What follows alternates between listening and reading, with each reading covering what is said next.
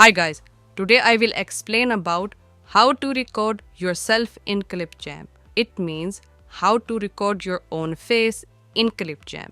Yes, you can record yourself in Clipchamp, and how can we do it? The first thing is make sure you have a camera which is installed in your computer. The next thing is open the application, and then here you can see the option of record yourself.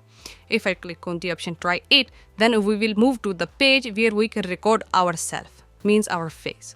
But if you did not see it here, then tap on the option create a new video, and in the project take a look on the left side. You will see multiple options. From these, tap on the option record and create, and here on the second number you can find the option of camera. So before tapping on it, make sure the camera is properly installed, then click on this option.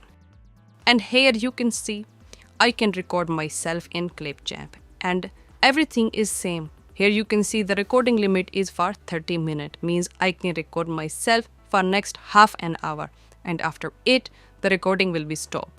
And if you want to start recording, then click on this red button, then it will be started. Here you can also select the microphone plus the camera.